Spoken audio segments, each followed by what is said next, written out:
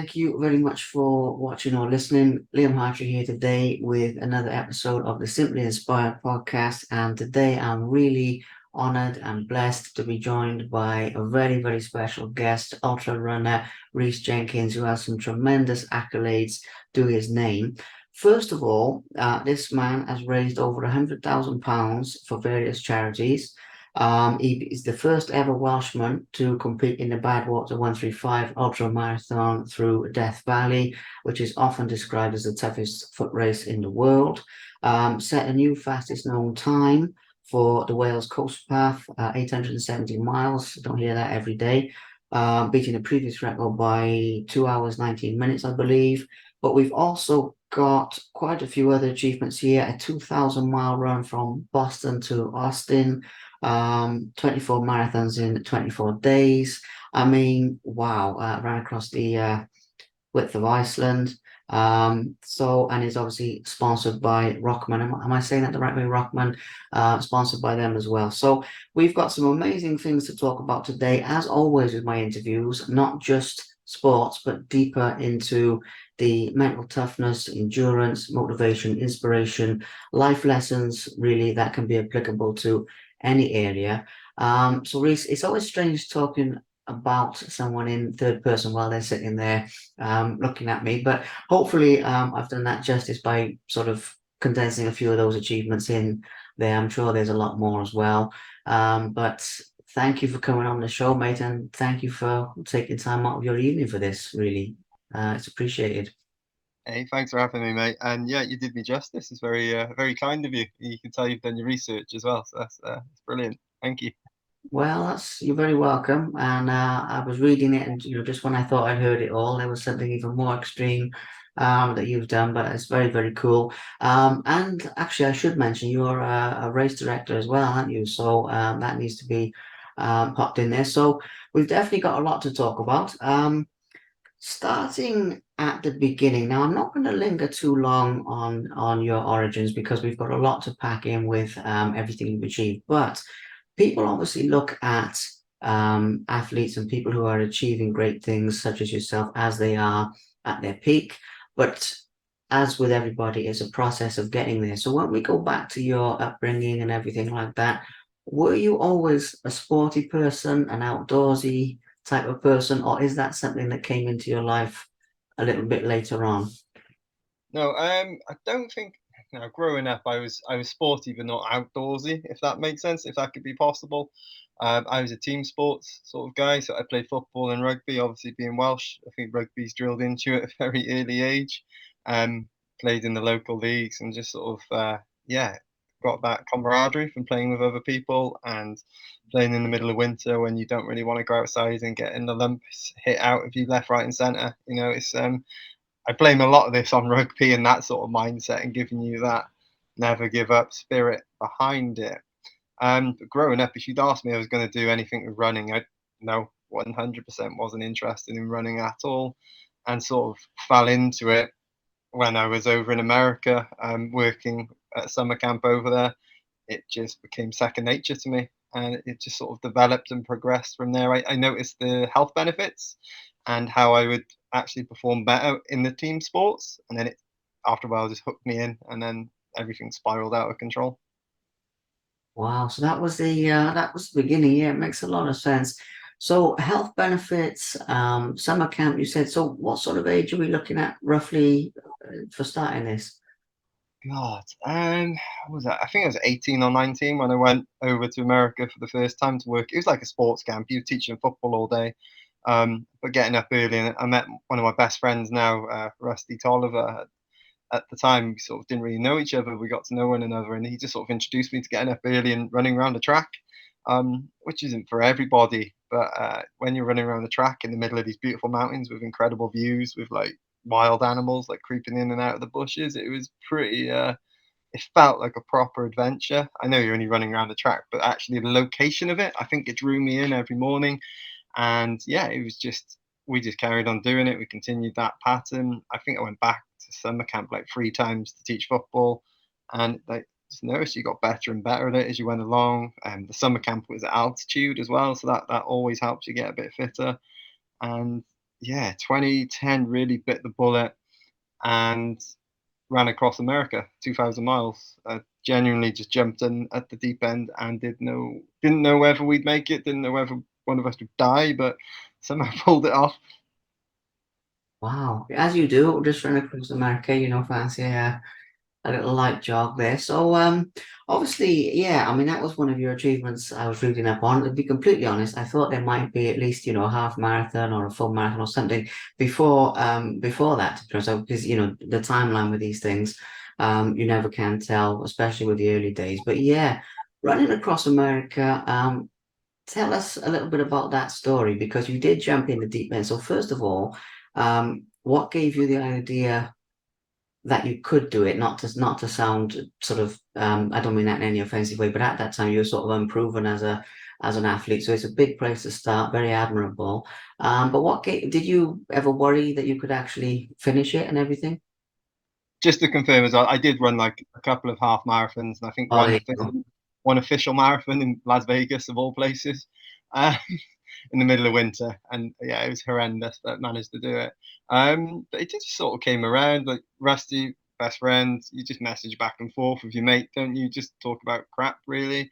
And I think we both still wanted that adventure. We'd had the adventure working at a summer camp and sort of traveling at the end of the summer, and I separately I came up with an idea of running across America, and separately Rusty came up with an idea of running from Austin to Boston, and we just sort of put our heads together and went, let's just do something together. I want to do that with you. So we agreed on Austin to Boston, and then actually it just sort of evolved where we went.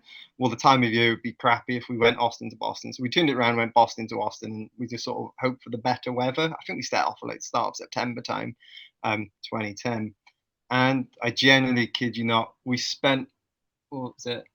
We spent more time running it than we did planning it. So you can imagine how quickly we turned it around. We've sort of just, I'm one of those people that as soon as I get an idea, I act upon it and then sort of deal with the consequences after. My wife absolutely hates that, but that's a separate story. No, and we just basically figured out it's like before you had all these like fancy devices. It was 2010, which isn't ages ago, but everything's developed so much over the last 13 years, technology wise, for runners and adventure. So we were just going off Google Maps. I think I had BlackBerry at the time, and we just sort of came up with this route and just went, it's 2,000 miles. Let's call it a 2,000 mile run. Um, didn't have a clue where to even begin with it. We managed to blag sponsors like Puma, and Bulldog. I don't know if you're familiar with them. They do all the beards crap. It's good stuff. Sorry. um, and yeah, it just sort of, I guess, it was like a domino effect. As soon as you got one, you just hooked another, and then before we knew it, we were starting off in Boston at the start of September.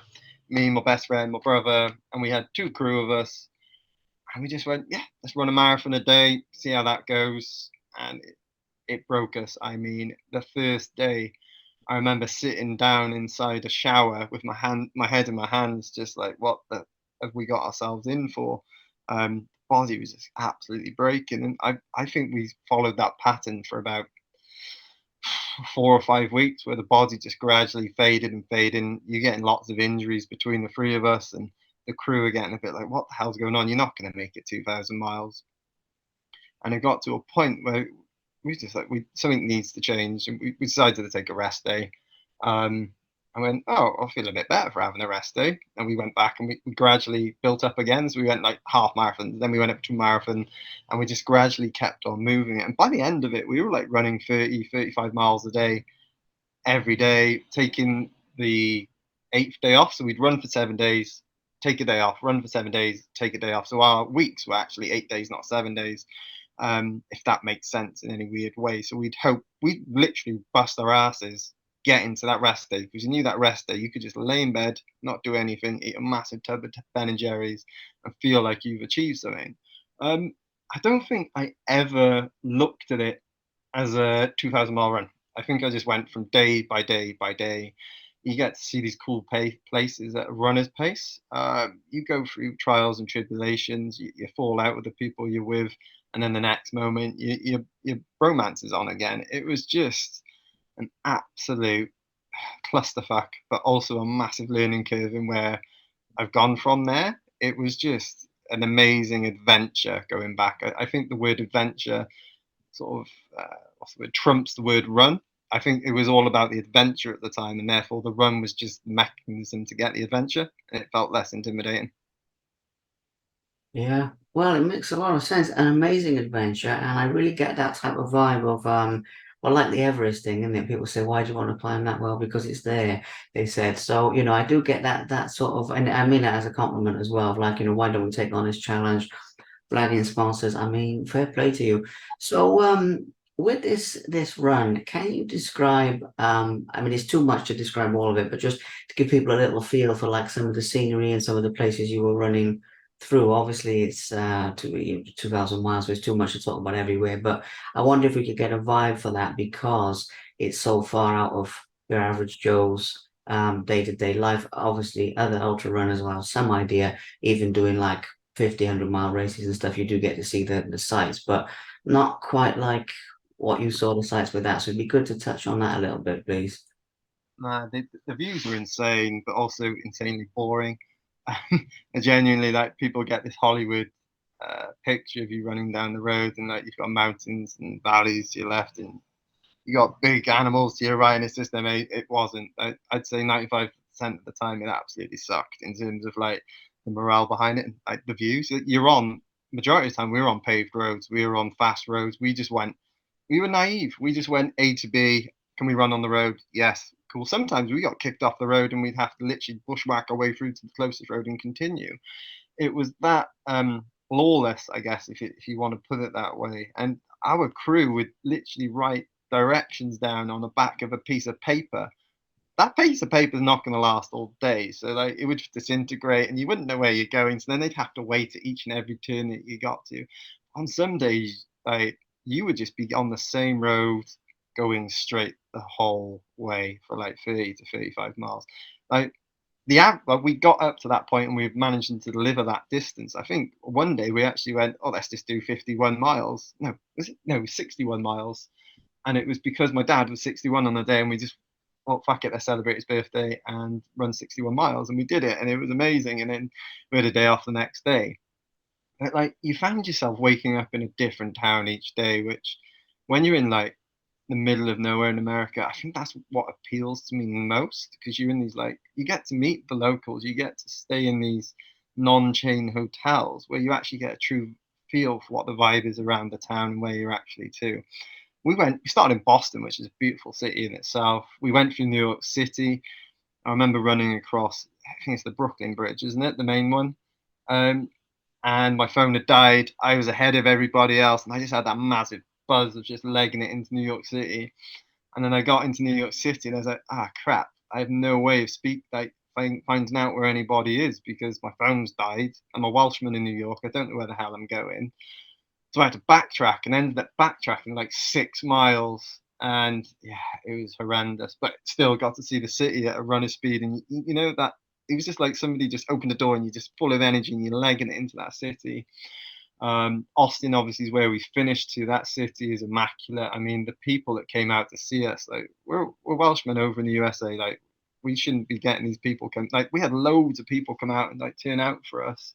I remember one time so we ran out of luck completely. We didn't have a place to stay. It was Halloween of all nights, and we ended up in the middle of nowhere again.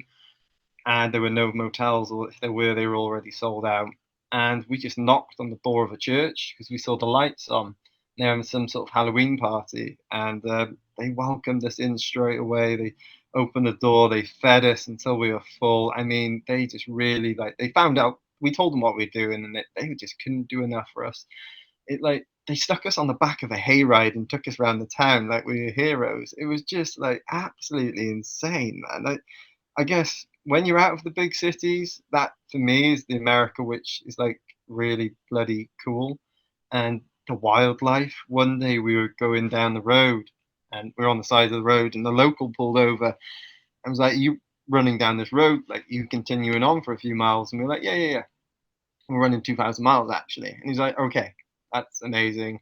However, you need to be careful because there's a moose on this side of the road, so I suggest you cross over." And we're like, "That's a good idea. Don't really want to come across a moose." And we crossed over the road. Obviously, we thought we were being clever, but moose don't stand still, do they? The moose had crossed the road. So by the time we got up to the moose, it was on our side of the road. So like literally all three of us leg it back across the other side and managed to like navigate around the side of this big bloody moose who like when they sort of grunt or they make that noise, you could really feel that. Again, like another surprise which you'd never expect. You're running down. This was also around Halloween time, and you're running along, and you sort of see the same cars in and out throughout the day because they're going to work and they're coming back, and people would stop and give you dollars or they'd just give you some food or cake. This one guy drove past with a scream mask on really slowly and just like looked at us and then continued to drive. And then 2 minutes later, turned around and came back the opposite way with the scream mask on again. And I was a little bit freaked out at that point. Other random stuff that happened. We woke up one morning and there was a raccoon underneath our support vehicle. And you're like, what the hell is that? And you could just sort of see this bushy thing underneath it. And you're like, is that a raccoon? And Rusty and John, the other crew guy, Rusty was a runner, John was the main crew, were like, yeah, that's a raccoon. And they were Texans, they were. And they were like, oh, right, okay, what, come on, get out of there. And it wouldn't move. And they're like, something's wrong with this raccoon. And it was it had a peanut butter jar stuck on its head, and it was literally almost dying with like it had no oxygen, it couldn't breathe. And we're like, oh my god, what do we do? And everybody's like trying to figure out like a solution because they're nasty things if you piss them off. And we ended up getting a broom and like 10 towels from this motel. And Rusty and John are sort of they just no nonsense Texans. They literally got a broom, pushed it out. Rusty just grappled with this thing with all these towels wrapped around it, and he's got the jar and he's got the raccoon here, and he's literally going, come on, like trying to pull the peanut butter jar off, and like it fails. The raccoon gets on the floor, and then he goes back for more, and then the raccoon is like completely like scramming at him, and he's like, one last attempt, and he pulled the jar off the raccoon's head, and the raccoon just literally just landed on the floor and just looked at us, and it was sort of acknowledged us as if to say, "This is what we're saying." It just felt like he just went, "Thank." It felt like he was just like, "I almost died then, and you just saved my life," and then it just quickly ran off down the road. It's just all these like little surprises. Horrible thing. I saw more roadkill than I did miles. Like that was just like demoralizing to see, and that stuff stinks as well. I saw a couple of I think they call them armadillos, with the things with the big shells. And it gets really warm, especially when you hit Texas.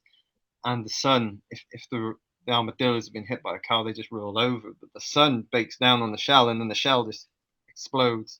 And the amount of times that happened to us, where you could just see it happen far ahead, like that's just up the road, and you smell it as well. Oh man, that was crazy in itself. Yeah, there's a bit of detail there for you and some stories. Wow. I mean, yeah, this is the thing because it puts it into context for people, doesn't it? I mean, so you're not only an ultra runner and an endurance athlete and everything, but you're also a savior of raccoons as well. So that is, I think you could definitely get some sponsorship with like on the animal welfare people or something as well if it ever comes to it. But that is very, very cool. I mean, as I say, it does give people the things you'd never expect to see. So obviously by this point, I mean, running 2,000 miles, that mental toughness that is really a very important part of your um I don't want to say your image, but what you're known for. I mean, it's part of you. That was obviously there from the beginning. So do you think that's something that you were born with or that was cultivated in your early life or something? Or is it something that you cultivated yourself? Because although we'll touch on the physical training, I'll do my best to, in along with everything else. The mental side of it is massive, that level of endurance, obviously. So in terms of where that mental strength first sort of developed for you. It'd be good to touch on that, I think, as well. Yeah, I think I touched upon it earlier. I generally put a lot of this down to playing rugby as a child, Mm. not having a decision to make and being forced out the door to go and play rugby in all conditions against people who were triple the size of you, who wanted to kick the crap out of you. It was one of those situations with like growing up in Wales. I loved rugby anyway, but it was just I think that ingrains like training on a Thursday night in December time when the heavens are opening. It's like minus outside. It's just like that sort of I guess upbringing would just sort of built a layer of grit inside me, which I don't even realize I didn't at the time didn't realize I had. Like like I said, I didn't realize we'd be able to pull off the 2,000 mile run. I think we just jumped in at the deep end to see whether we could swim, and we managed to swim. But there were so many times where you were literally on your ass, and you don't feel like you can go any further. Like a couple of days, I had shin splints, and I don't know if you've ever had proper shin splints. And I say proper shin splints because some people say they have shin splints and they haven't got shin splints. Where like the calf just like swelled up. The calf and the bottom of the leg were just the same size, and like it was just felt like somebody died, like sticking a knife into your shin. But every step would hurt, and it was just a case of just getting through every tenth of a mile, every quarter of a mile, every half a mile, every mile. You just whatever you did, you just don't look at the bigger picture when stuff like that is happening. You try to just get small wins, and those small wins for me, they happened a lot throughout the 2,000 mile run, and I think that comes back to again. If you want to relate it back to rugby, it's gaining those small yards. It's just getting that one step further and not giving up, because yes, you can feel like crap one moment, but I promise you, you could turn a corner and you can get hit with adrenaline straight away. I'm quite an emotional person and runner. Like you can see if I'm suffering, you can see if I'm flying high, and I think that also helps because I'm not burning energy trying to hide anything from people. It's just what you see is what you get when it comes to these things, and I think the more honest you are, the better, because it will make you stronger, and it means you can focus more energy and actually progress and move and step a step forward. I know it sounds really cliche, but it is when it comes to stuff like that. If you look at a 2,000 mile run, you're going to drive yourself insane. Like you just need to go day by day. I had little coping mechanisms. Like one day I listened to Billy Joel, "We Didn't Start the Fire." I don't know if you know that song, but the lyrics, I don't think they repeat apart from the chorus, the lyrics throughout the song are like random words which just get thrown out there left, right, center. And unless you listen to the song over and over again, you won't know what lyrics are coming. And I taught myself that song off by heart by listening to it all day long. I mean, I don't know how many times I must have listened to that, but I ran like 35 miles listening to this song over and over again. But you can imagine the people around me hearing me sing this song like out loud, the crew hearing me sing it every single time. But if you're coming back to the mental toughness of it, it's just a distraction. It's just something else to think about, which you're not actually concentrating on the 2,000 miles. Like we play little games like name your favorite actor. Okay, Brad Pitt. Okay, name 20 films that he's been in. That's bloody difficult. Like even if they're your favorite actor, to do something like that. And we must have gone through every bloody actor out there in every film, trying to throw. You go back and forth, back and forth. It's like tennis. You just throw these words back and forth. Yeah, stuff like that, and also trying to not take it too seriously. Also, I feel that helps with mental toughness because yes, you need to concentrate. I appreciate you need to plan properly, but if you can have a bit of fun whilst you're going along, it alleviates the pressure a bit. You know, it makes it more enjoyable if you can enjoy suffering. Absolutely. That is incredible as well because I mean one of the things I try and do with these talks is touch on things that people don't always see from the outside looking in. So especially getting the sort of inner journey that you were going on as well as the outward journey, if that makes sense.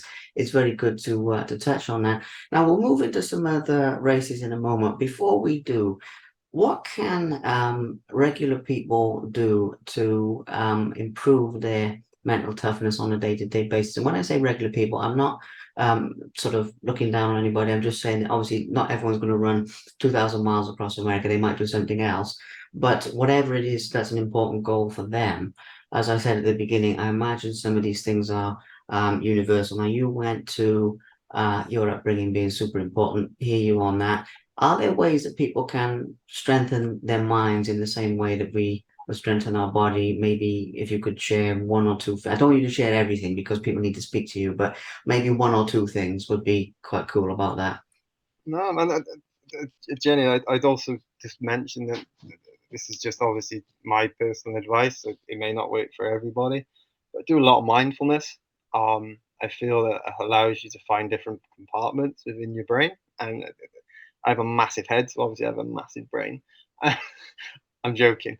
But yeah, doing some like mindfulness definitely helps. Once a day, but also stepping outside your comfort zone. Like if you're a runner or a cyclist or you're just starting up, like I think the best test is like when it's pissing down outside, especially in Wales. don't be deterred by the weather. Get outside amongst it. Your skin is waterproof, and if you can deal with a horrible situation outside, it's definitely going to be applicable to. Or you used the word universal earlier. You can apply it to other aspects of your life, definitely. And I feel I was never a runner growing up. I still feel a bit of a what was it, a fraud calling myself like an ultra runner, to be honest with you, because I'm in it for the adventure, I'm in it for the charity. And a lot of my mental toughness comes back to your why and your reason why. If you can find a solid reason why, that is just invaluable when it comes to digging deep and trying to find tap into these different resources within your head, because that can give you the inspiration, that can give you the fuel for your fire. Yeah, so your reason why is definitely something which everybody has. Like, everybody has a reason for doing something. If you can find your reason why and hold on to it when shit times happen, yeah, that's what I would suggest anyway. It makes a lot of sense, and it's as I said to you before, it's one of the big reasons why I do these. Trying to pass on lessons from people who've done great things, because in doing great things, you find more about yourself. So that's some very, very good advice there. I mean, one other thing to touch on with that, and then we'll move on. Excuse me, with regards to the reason why and everything like that, I'd imagine your reason why has developed over time. Because the reason I say that, and correct me if I'm wrong with that, but the reason I say that is it sounded like obviously taking on the 2,000 mile thing had a spur of the moment context to it, and it had like, can we do this? Would you say that your motivation to continue doing these sorts of extreme challenges, even if we don't call you a runner, even if we call you an endurance athlete or an adventurer, it all fits. You've kept doing it. So has your why sort of evolved over the years? Yeah, definitely. My evolve. My why has definitely evolved over the years. My reason why is usually charity, and it's something whereby I'm doing something good by suffering. It's a weird mindset to have, but I feel that if I can go out there and dig a little bit deeper, then obviously if you think about why you're out there, and the charity in particular, like I fundraise a lot for charity. That every challenge I do is always attached to a charity, and it's not the same charity. I like to switch between different charities. I like different causes. I think the word evolve is a good thing as well, because you do evolve what you are focused on. Charities evolve as well, and sometimes they align with you, sometimes they don't. That's perfectly fine. That's just life. But more recently, over the last what I guess since 2016, my focus has been on child abuse. And I say 2016 because that's when I met Keris, my now wife. And unfortunately, as a child, she was abused by someone. And it's a case by it's something we support each and every year. And yes, it's not just money though. It's about talking about it, because a lot of people go child abuse, it's a taboo subject. Like the amount of press, and I say that pinch of salt, yeah, because but the amount of people that write articles and stuff, and they sort of pull you into side and say, "Do you want us to mention that?" And you're like, "Yeah, you're missing the point. Like, the whole reason I'm out here is to raise awareness for child abuse." And it's one of those things which, by the more you talk about it, the less it lives in the dark, and you bring it forward to the light. I know it sounds again cliche, but if we can make people more aware of it, if we can talk about and get people comfortable talking about child abuse, it's definitely going to help the situation. And Keris, being a survivor herself, is obviously she's my wife. She's a massive inspiration to me. And then when you bring the charity into it as well, like, come back to your reason why, that is rock solid. That is something which is ingrained inside you, and it goes deep down into the pit of your stomach, and you just hang on to it, and you use it as well. Like, running for charity for me is, you help other causes, but it also helps you. I guess it is a two-way street, because it gives you that reason for digging deeper, and it can be a selfish thing, because I want that. What do you call it? It's like an extra hook. Right? If you just keep hooking on to stuff, it's going to give you another reason not to give up. And I've completely added to your question, so apologies for that.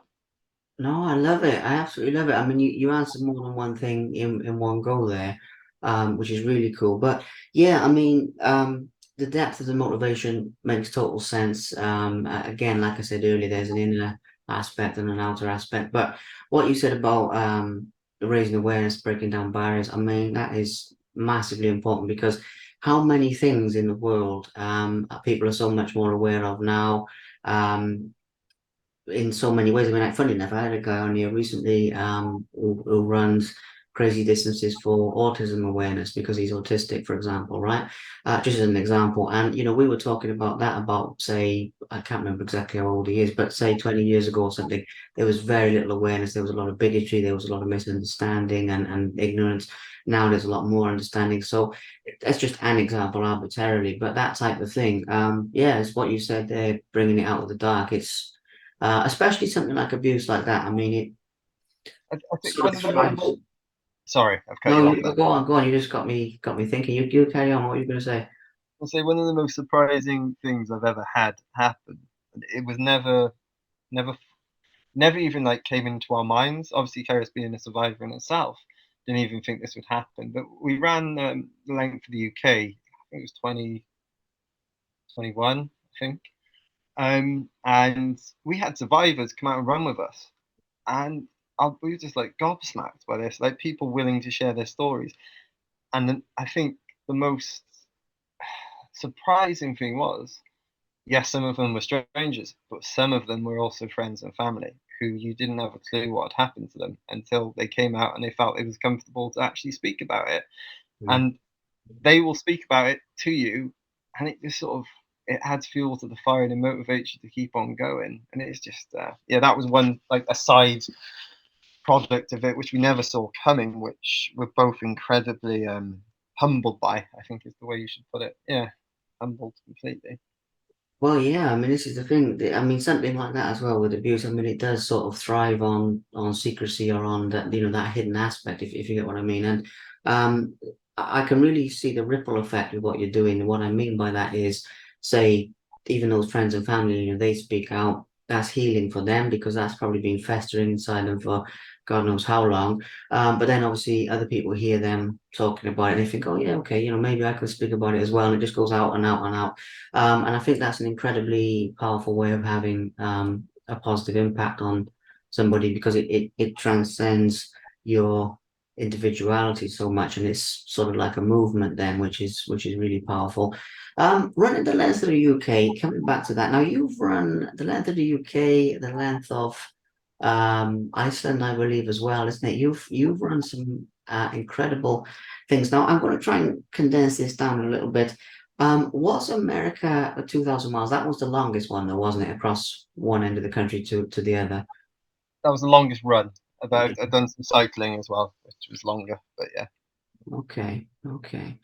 Well, let's hear a couple again. We're going to have to condense it down a little bit into highlights that stay with you from the running the length of the UK and running the length of Iceland. I put them together because they're running across the length of countries. But yeah, same type of thing as the America side of things that people won't know. Obviously, quite different environments. One of them being a lot colder, a lot more things to plan for. Both exceptionally beautiful. I mean, I can see a few different ways this can go, but basically, your key memories. I mean, you need to write a book because there's more than we can put in here. But you know, You probably understand. I'm terrible. I get my words mixed up all the time. Like, there's no way I could ever write a book. But yeah, I mess up. Like, there's no, when people have a saying like a catch 22, is it? I think yeah. I was referring to it as a catch 20 for like 10 years. Uh, I mix stuff up like that. But in terms of the joggle and Iceland, God, I think Iceland was 2016 and joggle was 2021. So you got, and with Boston was 2010. So there's a few gaps there between them, and there's other stuff that's happened, obviously. But I do love the multi-day experience. My body tends to recover quite quickly. And don't get me wrong, I'm not bouncing at the walls the next day, like desperate to go running, but I'll get up and keep on moving, and you tend to feel a bit better if you get moving and you just continue in that pattern. But I'll go with Iceland first because happened first, I guess. That was east to west across Iceland. Again, a little bit naive with this one. Didn't really do my research too well. We picked April time, which is like it's like just coming out of the bad weather period, moving into, I guess, if you want to call it a summer. and the weather was apocalyptic. Like, I mean, it was the worst I've ever experienced in terms of running through conditions, which were that you already said it was cold, but the rain was relentless. And because you're running east to west, the headwind was constant. I mean, the roads over there are pretty much gravel or dirt. I think 50% of it was actually on dirt road. Um, and if the winds are that high, it was just blowing stuff into your face all day long. Like, you got these incredible views, you got these like icebergs to your left, you got the mountains to your right. If you just look straight ahead, you got a straight road, and you can just keep on seeing for miles and miles and miles. It took us like 4 or 5 days in the end to get across it. There was a team of like, I think, four, maybe five of us that went out, and we just ran in. We ran out as a team, but we ran individually. We had one support vehicle, which was a massive mistake, because you can imagine if you got 4 or 5 people running at different distances, you're going to put a gap between yourselves. If you're running 40 to 50 miles a day, that, I mean, hours and hours and hours. And there was one point where I was genuinely hypothermic. I was teetering on it. I felt like my life was a bit at risk because I hadn't seen the support crew for a good couple of hours and been battered by these elements relentlessly. And I was almost like just giving up the ghost. I was just going to lay in the side of the road and like off the road and just sort of wait and hunker down. But luckily, the vehicle caught up to me, and that's the only one time where they had to fill up a small bottle of Fanta with boiling hot water, and I just cuddled that for like a good hour, trying to get every ounce of warmth out of that just to bring me back to some normality. I remember looking at the road at one day and seeing the support vehicle about a mile away, and there was this big storm coming in, and you could see it like approaching the van, and then it goes over the van, and you're like, ah, crap, I got to run through that to get to the support vehicle. And you just put your head down, put your zip up, and you sort of just run and hope to God that you make it. um Iceland was brutally beautiful, I think, is the way I'd leave Iceland with that. And joggle, that's probably the one challenge I'd never go back to. It was pretty much tarmac the whole way. Yes, Boston to Austin was, but my God, some of the roads you're running on joggle, it was like I took my life in my own hands many a times on that, and I wasn't fully confident with like, you just want to get from A to B, and the job of joggle is to go from obviously north to south, John O'Groats to Land's End. You could go Le Jog, which is the opposite way, but my God, that pavement gave me a bashing each and every day. The traffic, you were dodging cars like 7 miles from the end. Bear in mind, we'd gone hundreds and hundreds of miles. A guy that was running with me got clipped by a car and like injured his arm like completely. 7 miles from the end. I was like, oh my God, really? And like, there was other days where you just having to literally jump into the side of the bush just to avoid getting hit by a car. Beautiful. Whilst we did it, we actually ran the Free Peaks as well. So I did the National Free Peaks Challenge whilst doing joggle. So my route wasn't A to B; it was like A to B to C to D and then E, which was just, it was a bit mental, to be honest with you, because you were running like 30 miles and then getting to the bottom of Ben Nevis and having to go up Ben Nevis in the same day and come back down. There was one point I was going up Ben Nevis, and there was a group of like I think they were teenagers. Only three of them. They were doing the Free Peak Challenge, but driving in between. And you get chatting as you do on these things, and then I sort of quickly realised none of them had like waterproofs, and I was just like, "Oh, okay, you're a bit underprepared, but you can pull this off. They'll be fine." And we stuck with them, and we got to the top of the mountain. Bear in mind, they didn't really have much kit on them. I don't know if you've been to the top of Ben Nevis, but there's a metal shack, and he pulled out a spliff and just started smoking it inside the hot box. The top of Ben Nevis is what I tell people.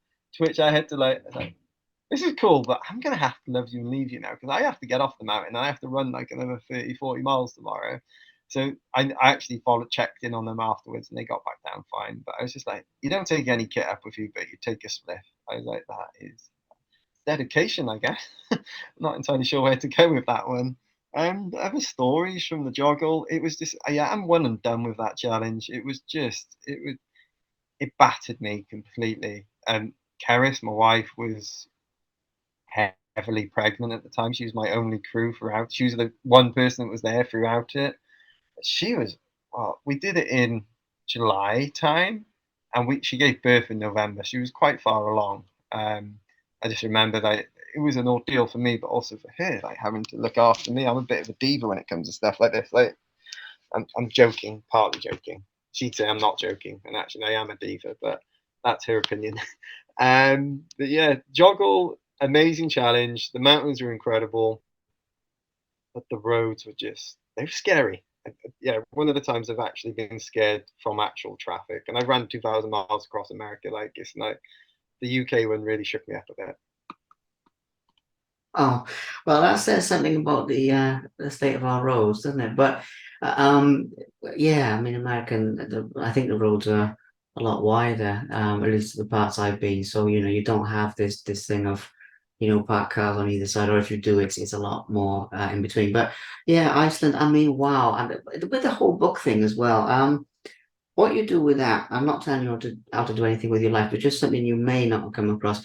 You can obviously speak it now with the technology we have now. So I know people who've, funny enough, I want to do something with a book with compiling some of these interviews into some type of format like that. And I'm dyslexic and everything, right? So it's like writing for hours. I mean, even with this, I use a lot of dictation, a lot of voice clipping and everything. And speaking it in is something you could do. But anyway, I don't know. We'll come to that later on. I'm not telling you how to live your life. I'm just saying it would make a cracking book. It would be brilliant and you know. Anyway, so that's the two other running across countries and everything and the peaks and I mean wow okay I think if you open a dictionary and you look under the word extreme there's a photo of you probably under there but that is very cool so I know we're not necessarily running this in linear time so if I ever go out of chronology just let me know but obviously with the whole Badwater thing I mean 135 miles I've interviewed a number of people who finished that. I think I interviewed the winner, Harvey Lewis. I think he won Badwater once or twice. Anyway, but the point is, I've interviewed a few people with that. Death Valley. I mean, it's the toughest foot race in the world, so they say, although various people dispute that who've run other things. But for you, it was probably a bit like a picnic because it's only 135 miles. Am I way off base in saying that, or what do you think? No, man, it's definitely up there with one of the world's toughest foot races. I give it that. It's all down to opinion, though, isn't it? If somebody loves running in heat, it's going to be one of their favorite ones. If they love running in cold, they're going to hate it. So Yeah. it's all personal opinion, and I don't really get the title of world's toughest because, like I said, it's up to every individual to go out there and find it for themselves. But Harvey is obviously a legend of Badwater in himself. I think he's done it like 9 or 10 times now. Loads. Uh, I'm just sorry to cut across, but Harvey, if you're watching this, massive shout out to him because yeah, man, having him on my show was such an honor, and I was actually sort of starstruck and everything. But I had Kaylee was the youngest finisher. I think she's 18 and she finished by water. Kaylee Frederick. I had a few other people. Sandy McCallum's done it, and but yeah, I mean, toughest foot race. Okay, different for different people, but there are elements that are different because where you've got with Iceland being the extreme cold, obviously then the extreme heat is different. Hydration and things like that bound to come into it, and there's some pretty high elevation, and I know you've dealt with that in other areas, but in terms of the backwater experience, let's talk about let's talk about where you first got the idea to do it, first of all. Because bear in mind you've done a few of these other races under your own steam, whereas this is an organized, possibly slightly more structured in a way event. So where did the idea first come from to actually run it, first of all? the 2,000 mile run. You had nothing else to do each night apart from read or watch TV. And I remember reading up about this race called Badwater in Death Valley. And being a Welshman, Death Valley sort of scares the crap out of you. And you're like, well, can people do it? And obviously, you've seen people have been doing it for years and years and years. And my first experience with Death Valley, Badwater in itself. So I went over and ran the route by myself with one guy, not the race, the route. I actually did the whole challenge just off my own back. I did it once. I think it was 2014, maybe, um, and loved it. Boiling hot. Shouldn't have been there, but managed to pull it off. It took me an age, but learned a lot from doing that one crossing. They call it solo crossing if you're not doing the race. you just go out and do it, and a lot of people do that as well because getting into the race is quite difficult. And then the following year, I sort of wanted to go one step better and went over and doubled it. So I went, crossed it, and then turned around and actually came back and finished where I started from. So that was like 270 miles. Um, and then went back a couple more years in a row and did a couple more crossings just to. I love the place, absolutely adore it. I mean, it just feels like a home from home for me. It's something about the heat which keeps dragging me back, but also the views. Like people don't, they just think it's a desert. It's not, man. It's so much more than that. The views are insane. I mean, you just keep on dropping and dropping and dropping, and then you keep looking at the temperature, and it's going up and up and up. You're like, oh my god, when's it going to stop? And I've experienced it really, really hot over there. I think I did it 4 or 5 times before I actually got into the official race. So I had that knowledge and understanding of the course. Like navigation is simple. You just run in a straight line. You take one turning, and you don't really tend to, or you take two turnings, and you don't really tend to get lost on that course because you have crew with you. Like they are next to you pretty much the whole way. As an experience, like doing it by myself was amazing, but also doing the race was incredible. But there are a lot of things which were different to the solo experience, like actually having to fight for a place on the side of the road with other people, and that only happens for the first few hours or so. But you have to find your pecking order, if that makes sense. And everybody runs at different paces, and you find yourself leapfrogging with other people. But the one thing that did catch me out with that race in particular was that you start at night time, so everybody wears blinky lights. You got all these blinky lights going off in front of you, and then everybody's got a support crew. So everybody's support crew vehicle have got their blinkers going as well. So you've got a highway of hell of just blinky lights in front of you, and it gave me a massive headache. I didn't even expect that. I'd never had it before in my life. But it was just a distraction which got into my head a little bit, and it played around with me. The heat, my God, it's like running in an oven. I guess is the best way to describe it. People say the soles on your shoes melt. I think it's a bit of a wife. Like, is it a wives' tale? Is that the right saying? I don't know Yeah, if that's what I think it is. There you go. I'm messing stuff up again. But an old wives' tale. I think that's the saying, that's isn't the it? one. That's the one. Um, yeah, I've never had that experience. To me, it's bloody hot. But you imagine if you put your foot inside an oven, because the road surface is even hotter than the air surface. Yeah, it's so bloody warm.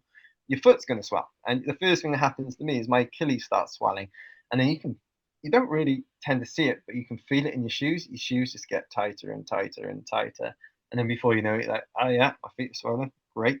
But the tarmac is just people try to run on the yellow lines to avoid running on the black because it's so hot. I think if you're signing up for a race called Badwater in Death Valley, you're sort of going for the heat. So weirdly, every time I do it or I want to have a go, I want it to be the hottest it's been because I want to see how my body copes with that. And yes, I've had my successes over there, but actually my most recent attempt, which was last year, so 2022, I DNF'd. I was in the race and I ended up with a thing called rhabdo, which is where the lining of your kidneys sort of just disintegrates. You start poisoning yourself. And I got to mile 90 and remember looking to my left and seeing like the infamous Death Valley sign, "Welcome to Death Valley." And the guy that was running next to me, my crew member, was like, "Dude, yes, you've made it out of the park. Like you've put the hottest part of the race behind you. Wicked." And I actually questioned whether the sign was real. So I wasn't having the hallucination. I was having the reverse thing of not believing something was there, which was weird. And that was mile 90. And then I have no recollection from mile 90 to mile 97. I think my body just went into it went into auto. It just literally ticked over. And they said it was like the lights were on, but nobody was home. Like my body was just moving along at quite a good pace. It was like a metronome. I was like the Duracell bunny is what they said it looked like. It was just sort of going along, going along, going along. And then got to mile 97 and they'd switched the crew and the crew were with me. And he literally just looked at me and he goes, "Oh my God, that's not right." And yeah, I literally have no recollection for 7 miles, whereby they had to pull me out of the race and shove me into the support vehicle and get the race doctor to come and have a look at me. And she just went, "That's not normal." You need to go to the nearest hospital now. And luckily, there's nothing out there. But because we were on the tail end of the race, you were closest to one of the biggest towns, and we.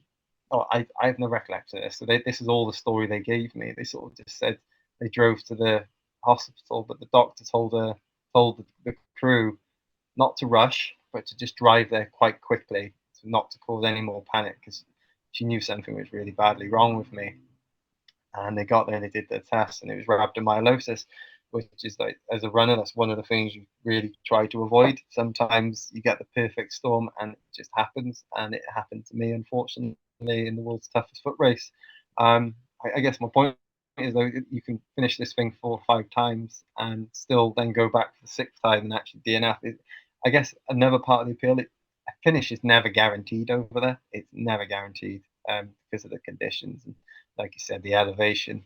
There's one climb which is 16 miles long, which is just absolutely insane, and it's also it's part of the appeal of it. It's Death Valley. If you ever get the chance to go, do it. If you ever get the chance to do the race, 100% do it, because it is life changing. I think you go through so much suffering during that event and during those, I think, 40 odd hours.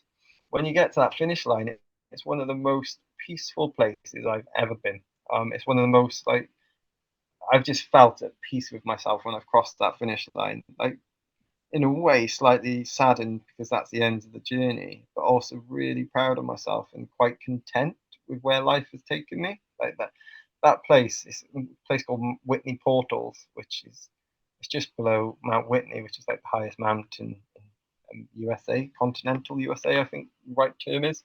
So you finish like 8,000 feet up.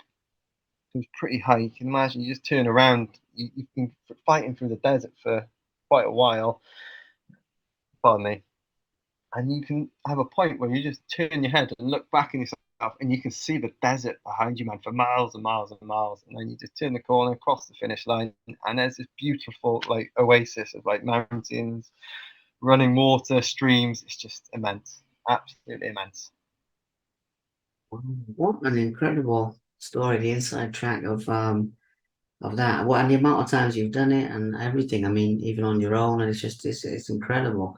Um, I mean, with that health scare and everything of that nature, does it ever bother you, that you could die doing one of these? And I mean, don't get me wrong, I'm not exactly a risk averse person by any means, and I'm all for go for, your dreams and go for these type of things, even especially when people are saying, no, that can't be done and everything. But so yeah, but in that sense, obviously, that having like a serious injury or something, or dying, basically. I mean, we're all going to die sooner or later, so Death Valley is not a bad spot necessarily, but I'm sure you also don't want to go. So, what do you think about that? Hold on, I think there's an alarm going outside my place. Let me just close that just a second. Oh, there we go. Stop now. Sorry about that, Rhys. I'll cut that bit, mate. I'll cut that bit. There was literally a car alarm going. I don't know if you could hear it on here, but there was an alarm going. So sorry about that. But yeah, I'll cut that bit. But the risk of well, yeah, not making it. Does it ever bother you, basically? Last year really bothered me. It bothered Keris, my wife, as well. It was a case of I did almost die. It was really bad. I was on the fence of whether it was going to go one way or the other, and they had me in the hospital, and I was completely zombified, if that's the term. They got Keris on the phone and FaceTime me, and I didn't know who she was. I genuinely, they said I just looked at her like blankly, and then it took 30 seconds, and then it kicked in, and everything sort of came back. But that was like 8 hours after the incident. So it had like 8 hours of me just passed out, trying to bring me round and trying to look after me. I remember the guys telling me on the way there they made an agreement not to ring Keris and tell her what had happened until they had the full story, until they knew the full situation. To which two of them agreed, and then the other guy was in another vehicle, Rusty, best friend. So he came out to look after me and crew me over there. They hadn't really communicated to one another, and Rusty rung Keris straight away and sort of started the conversation with, "I don't know how to break this to you, but," and it's like, "No, that's the worst thing you could do. Start a conversation like that. She's going to think I've died straight away." And he's like, "Oh no, no, he hasn't died, but he has had some sort of accident, and he's not in a good place." And obviously, panic sets in. She was really quite rightly upset and worried, and the other side of the world, so she can't even see me. And then when they do see me, I'm like completely out of it. Yeah, I think, third stage kidney failure, which is like any further, I think then you're on dialysis for the rest of your life. They say you don't tend to bounce back from that without having any long term damage. I'm lucky that my body did recover to a point, and we've done lots of tests since to make sure that my kidneys are still functioning to where they need to be. And I don't know how it's happened, but yeah, they've gone back to where they were before. But I think if everybody like actually put it into perspective, the DNF, and people go on about DNFs all the time, and I've got my fair majority of them. I've picked up quite a few over the years, and I guess sometimes you just sort of think, well, it's not worth your life, and it's genuinely not. It's just a finish line. You get an adventure up until that point anyway, and I feel like if I'd been in the right frame of mind, like I lost my mind for 7 miles and did not have a clue what was going on. I would have made the decision not to continue if I know what was happening. But even the crew couldn't even spot what's going on. I mean, it was so minute, the warning signs, that it just sucker punched us out of nowhere, and it was a shock that your life can really just go like that. And I was close to going. I mean, they had me in that hospital, and they were having at one point they brought in a plane. They were going to fly me out and take me to another hospital. And being a tight Welshman, I sort of stopped them and said, "How much is that going to cost?" And the doctor just went. I mean, like they had people there. There was people in jumpsuits walked in. I think it was like something from Top Gun. I was a bit like taken aback by it. And I sort of went to the doctor, "Well, how much is it going to cost?" And she sort of leant over and said about $65,000, to which I went, "No, thank you."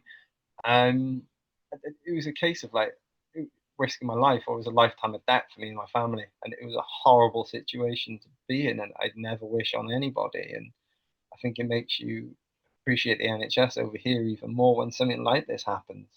Because if I got on that plane, it wasn't just $65,000.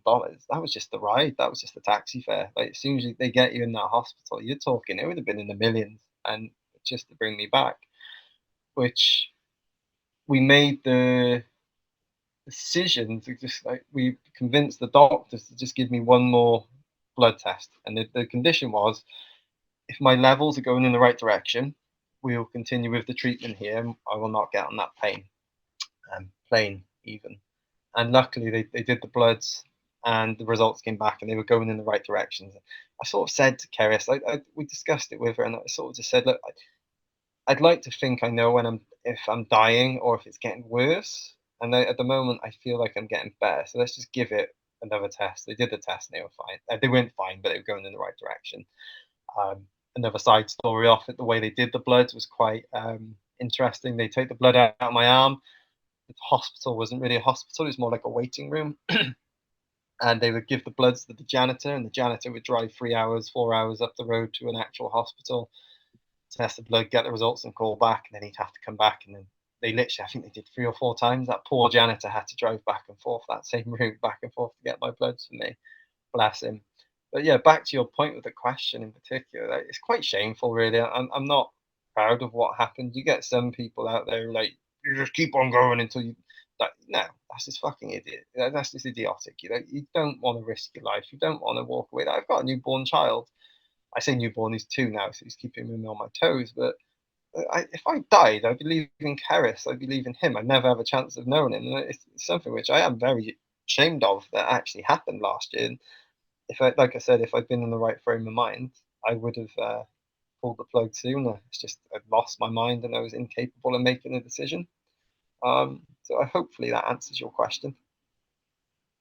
Yeah, I mean that answered it and then some, but it's very much the that side of the coin, isn't it? I mean you are risking your life. It's not always glamorous or what people think it is, but at the same time, there's lessons there to do with facing your fears and everything and this type of thing because there's calculated risks and then there's obviously going beyond that to sort of, silly risks, where it's like a gamble or whatever. And, there's different types of things. And um, so with that in mind, given the fact that that did happen, there's a couple of things to talk about. I need to talk about the 24 marathons thing. But as soon as we're on this subject, in terms of the future and everything, and in terms of what you're doing from this point forward, um, it still sounds like you're active. I mean, you mentioned the races on your cap there as well. You mentioned that.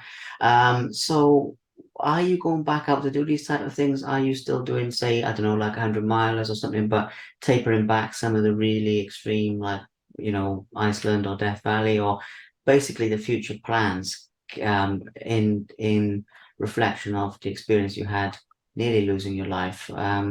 Where does that leave you, really? Um, so yeah, I guess I contradict myself a little bit in a way. I'm not fearful of them. I'm not fearful of these races that almost killed me. They didn't kill me. A lot of things went really badly wrong. It was the perfect storm. Like everybody we've spoken to, like we've done our research, we've spoken to the experts. Like and you sort of learn from what you went through. You try to, even if it's a DNF, you still try to learn from it. And the DNFs usually give you more learnings than the successes, really.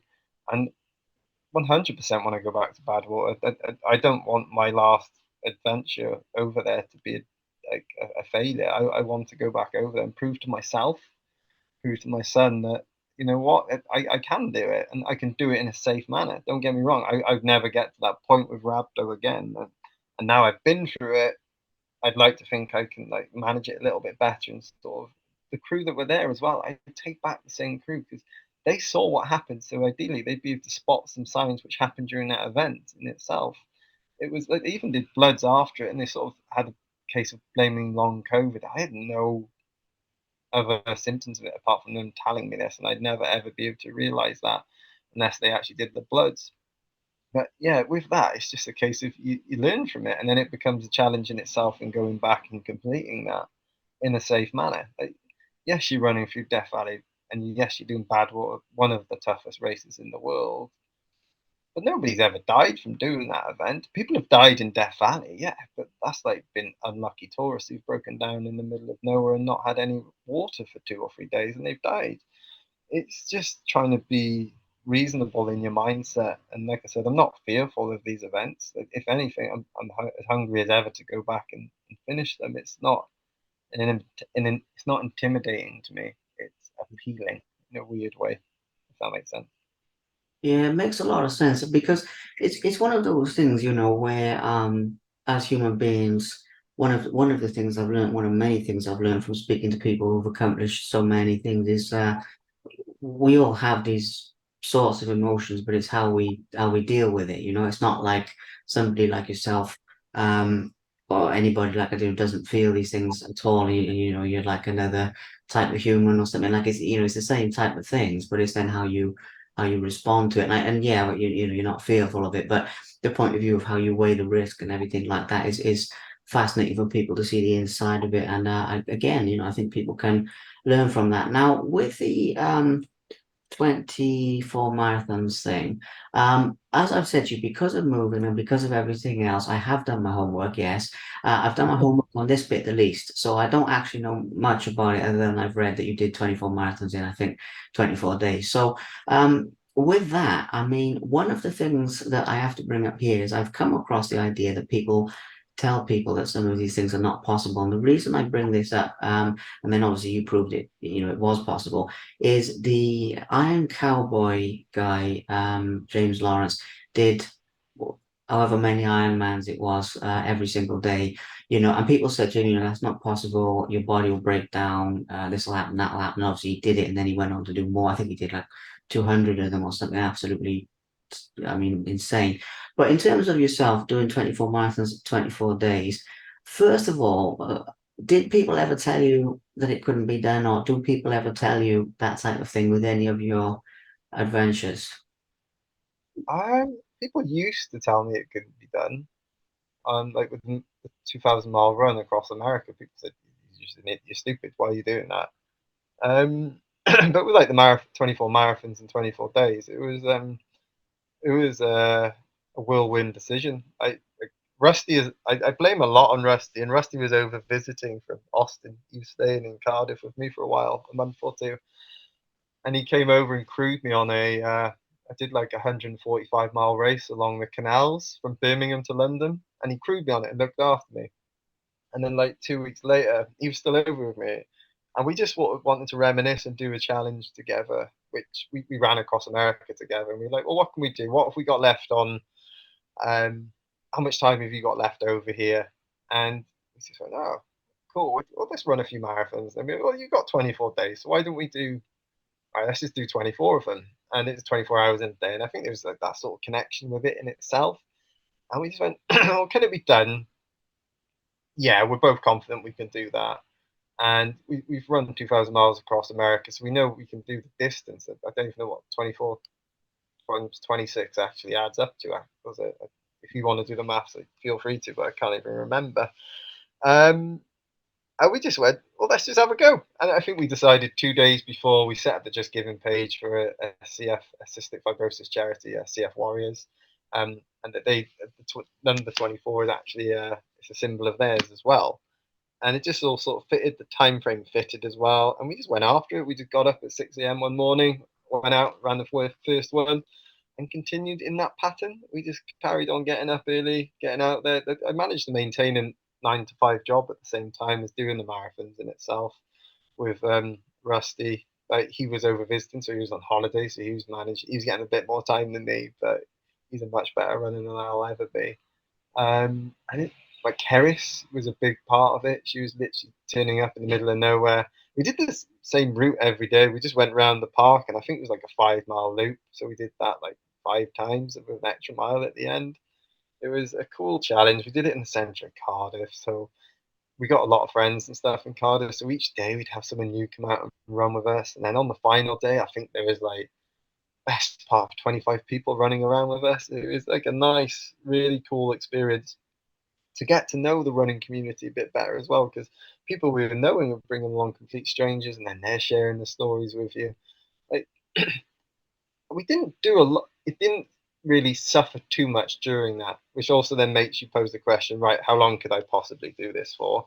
Which I think we had discussions of doing it, and we tend to revisit our ideas later down the line. So I'm sure me and Rusty will go back to something like that. But a couple of the days we completely fell out. We weren't speaking to one another. You're running side by side with this guy, and you can't even bear to say a word to one another. Like we're best friends, so we know that you'll always come back to one another. But at one point, like I would just sprint off and listen to music and like completely ignore him for like half a marathon, and then he'd do the same to me. It was just yeah. And then the next day, perfectly fine. All is forgiven. Your mood swings through these things as well, go up and down. It's an emotional roller coaster. Sometimes you feel on top of the world, and other times you're just walking and trying to get the mileage like that you need to get so you can get home and have some food and go to sleep for the night. It was a really cool challenge, which we managed to speak to a whole. We raised some good money for charity, and we just had fun. I think that was one of the funnest challenges we've ever done. Absolutely, absolutely amazing. I mean, yeah, as I said earlier, the fact that something like that was not, I mean, it's still very tough and brutal, but compared to some of the other things you've done, it was almost no, I'm not gonna say easy because it definitely wasn't that, but easier than certain things. I mean, that's testament to your achievements. Now, for the sake of sort of time and the length of this people's concentration, we'll wrap it up fairly soon because we've talked about a lot of things. Um, but just to touch on the last couple of topics, you also direct races. More than touching on that itself, you can certainly give that a mention. But I mean, in terms of the inspiration to give back to the ultra running world, or however I know you don't necessarily class yourself as an ultra runner, as you said earlier, but you're an adventurer, an endurance athlete. But that idea to give back, I personally see it as a way of sort of giving back in a way. But what does being a race director mean to you, basically on a personal level? That's a good question. For me, the reason I got into it, obviously, I have an affinity with trail running, ultra running, and I was never a runner growing up, so I think I do have this chip on my shoulder to sort of prove to people that you can do stuff later on in life as well. And part of the reason that the company we organize, it's called Pegasus Ultra Running, is the what we originally set up, and it's to get people into the sport. And I think that is my key driver with it, is to take down the barriers and show people they can achieve these amazing things, and you don't have to be superhuman. I promise you that. You just need you to put up with some shit and keep on moving forward. It's I think you come back to a saying or a point which I always make is like, the more shit you go through in life, the more grit you have to apply to these challenges. And it works both ways, don't get me wrong, but when you actually look at real life versus going out and running a marathon in a beautiful location and getting to have food every 5 or 6 miles, it's just like there's no comparison. Like, if you're choosing to go out and suffer, you're choosing to go out and raise money for charity. But if you've had, I don't know, somebody going through cancer doesn't have that choice. And again, that's something which if you've gone through something like that, running is fucking easy. It's just something which you've suffered before, and now you've got this new layer of grit you can apply to running. Getting people into the sport. So we actually don't have cut-off times. We allow people to take as long as they want, and that goes from anything from 30 miles up to 50 miles. And we stay true to our word. We'll always be there for people whenever they need us. We just want to be that introduction to ultra trail running and show people they can achieve amazing things. I think people have compared us to like the park run of trail running, which I think is a compliment. I don't know. Maybe they were. I'm not entirely sure, but it's yeah, we get a lot of first timers come through us, and that's what I take great pride in, is seeing people do it for the first time, cross that finish line completely broken, but with a smile on their face, and they've had a good time. That's what gives myself and Keris the buzz to keep on doing these things. Absolutely, yeah. It's incredible giving back, passing on your knowledge. So last couple of things, and we'll wrap this up shortly because I don't even know how long we've been talking, but I keep these to a certain length for people to be able to watch it to sort of an hour and a half, something like that, because it's quite digestible for people. Sometimes when you have the really in-depth, like 2 or 3 hour podcasts, I've done those before, but you look at it and you think, man, I don't have time to watch that. I see some great stuff from people I really enjoy, and I think, and I try and listen to things while I'm driving or while I'm um, running the tiny smidgen that I run compared to guys like yourself. But it's all often more than people can fit in a day. So I try and keep them sort of hour and a half.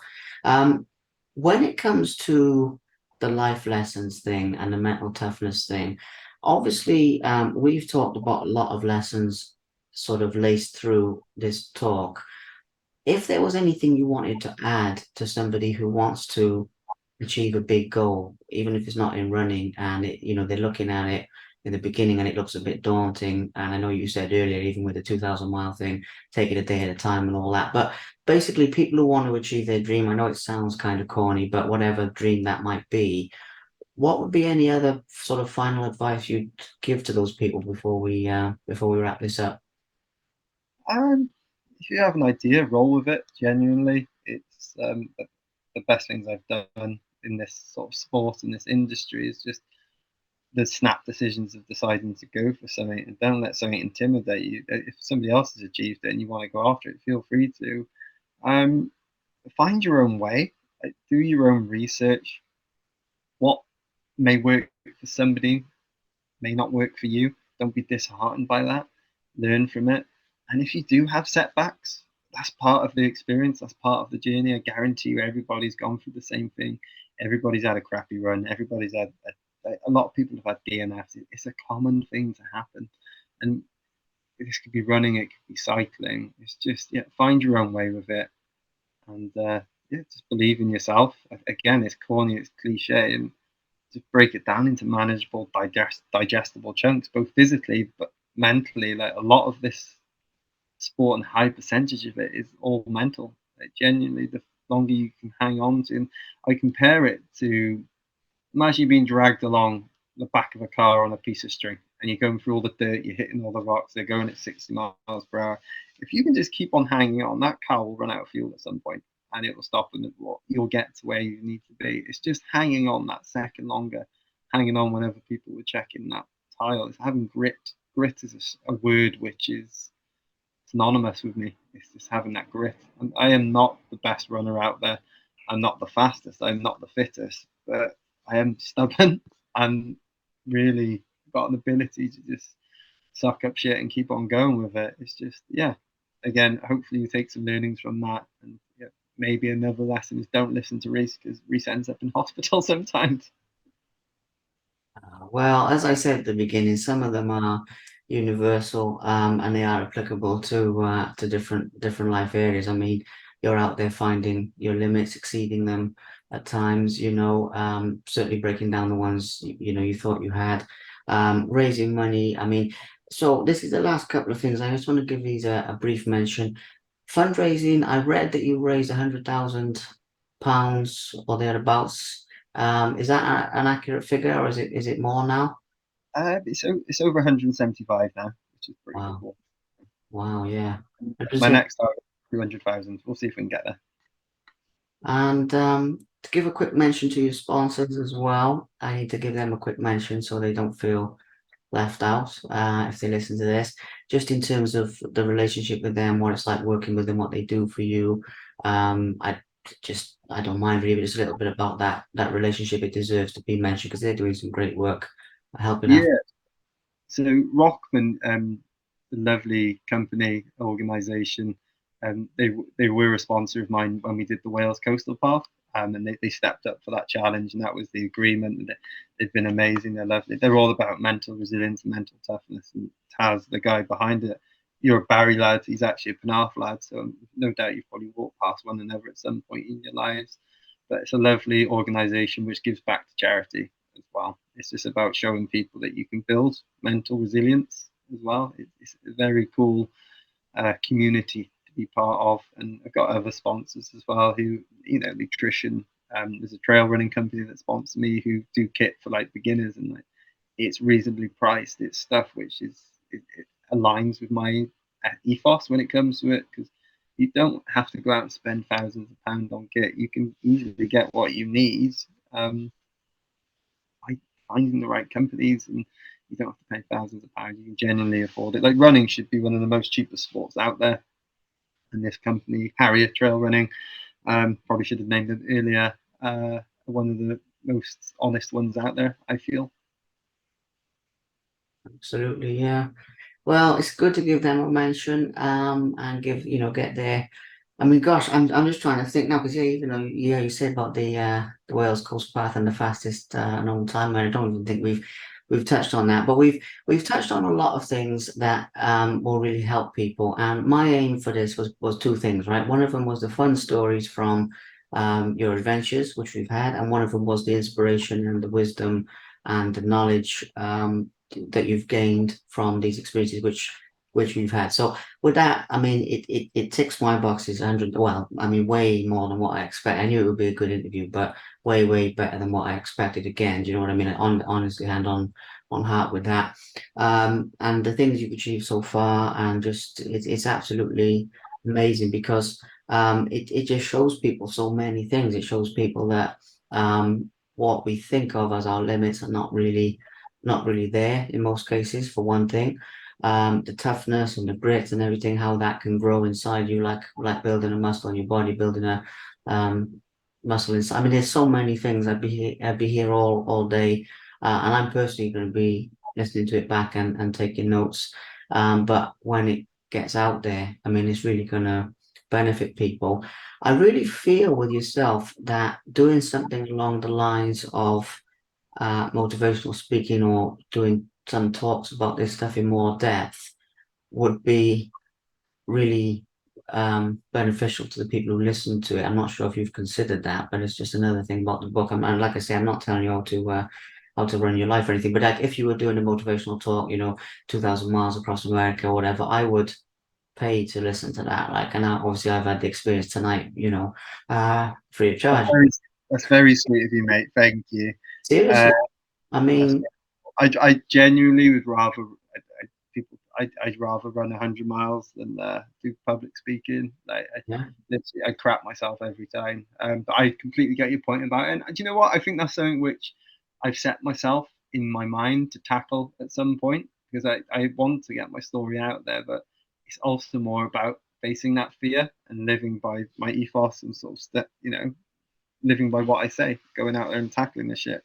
As I am terrible at I'm good at talking when I'm talking about stuff that I know, but it's having that belief in yourself and then going rolling with it. But yeah, I appreciate the advice, and I was partly playing with the book in itself. I wrote up the Wales Coastal Path into 60,000 words, which is it's a cool story in itself. So I don't know if you want to record it, but after I finished it, I went back onto Strava, and Strava had a day by day analysis. You'd look at the map, and that map brought back every single bloody memory from that amazing 20 odd days of running around Wales Coastal Path. And it gave me 60,000 words of content, which I've jotted down in my spider scroll, which is safely buried on my laptop at the moment. But there is one person who does have it, and he is trying to what's the word, tidy it up into sort of something which people could read. So that may be popping out soon. Yeah. Well, I hope it does. I hope it does. And with the public speaking thing, I mean, I read somewhere that the two biggest fears that people have in the world, like the most common fears in the world, one of them is public speaking and one of them is dying. And people are more afraid of public speaking than they are of death. As actually the number one most common fear in the world. So you've already done that, you faced the death. So it's possible that the public speaking, it could be up there even if you do it once, just to say you've done it. But I'll leave that with you. But that is true. They did this mass. I think it was an American survey, but it was like a massive. I think it's Gallup or something, like a poll thing. And yeah, and the number one fear, the most common fear in the world is actually public speaking and dying.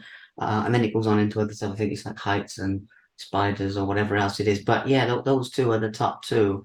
You're Um, just reeling off my fears now. I hate spiders. Jesus, my so do God. I. So do I. But no, mate, honestly, when I say it's exceeded my expectations, I do honestly mean that.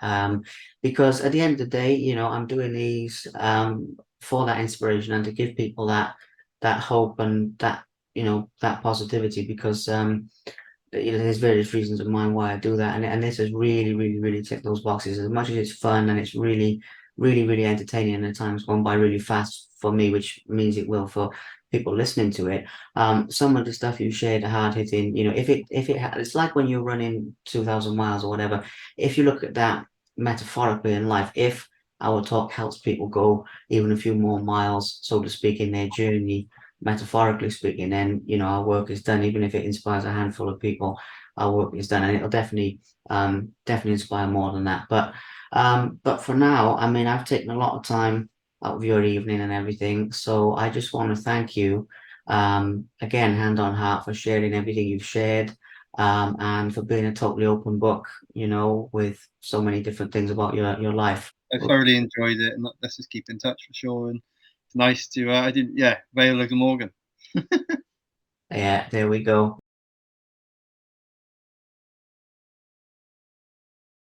Thank you very much for watching. Please subscribe to the Simply Inspired YouTube channel, and there'll be more videos coming soon.